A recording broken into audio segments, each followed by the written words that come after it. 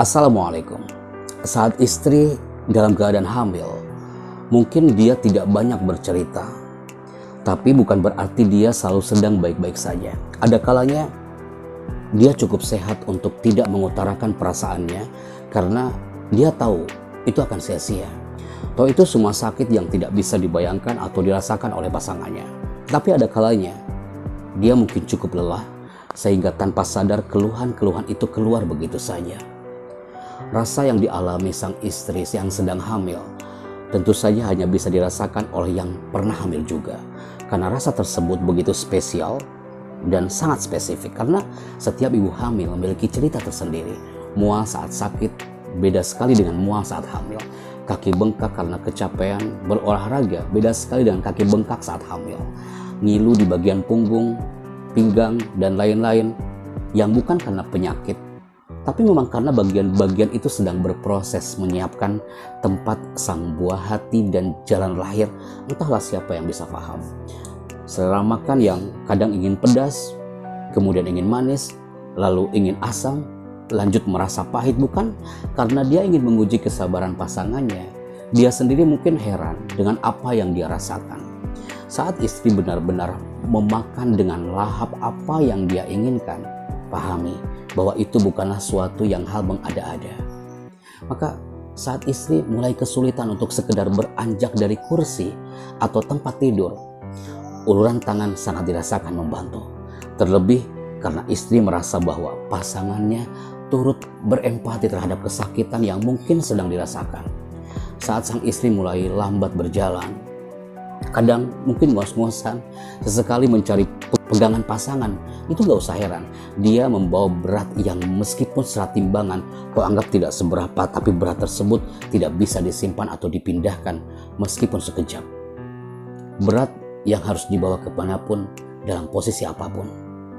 Mungkin sang istri kesulitan untuk sekedar berjongkok, untuk mengangkat kakinya saat berwudu, bahkan untuk menggunting kuku kakinya sendiri. Di saat jongkok adalah posisi yang paling dia ingin hindari seiring semakin besar perutnya. Justru keadaan harus buang air kecil yang semakin sering membuatnya harus bolak-balik ke kamar mandi, bahkan beberapa kali di malam hari.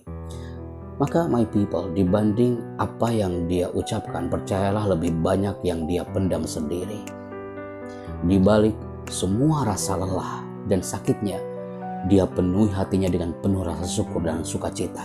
Karena dia tahu insya Allah akan hadir makhluk mungil yang selalu dia cintai sepenuh hati dari sebelum hadirnya. Dia begitu antusias menyiapkan tempat untuk bayinya, keperluan bayinya, berusaha melakukan yang terbaik sebagai seorang ibu. Mungkin dia sesekali nampak sedih dan takut.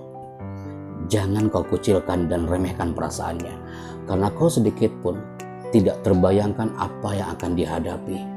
Mungkin kau pernah menemaninya dalam proses melahirkan, atau bahkan tak pernah menemaninya sama sekali.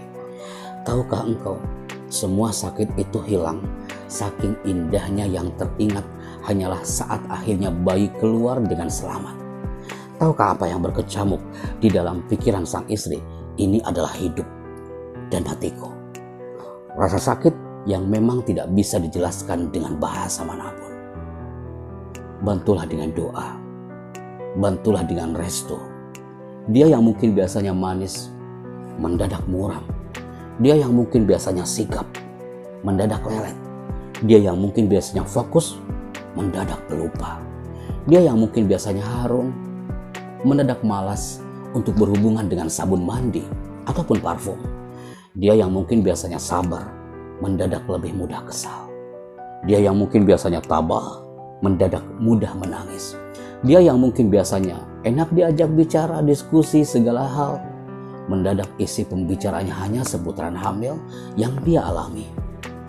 Maka jika dia merasa dimengerti, dia akan merasa nyaman menjalani proses kehamilannya. Basa-basi pun akan dia terima. Kata-kata manis dan perhatian apapun yang enak didengar, yang penting bukan caci maki, bukan kata-kata yang menyakiti hati, apalagi kata yang menghakimi.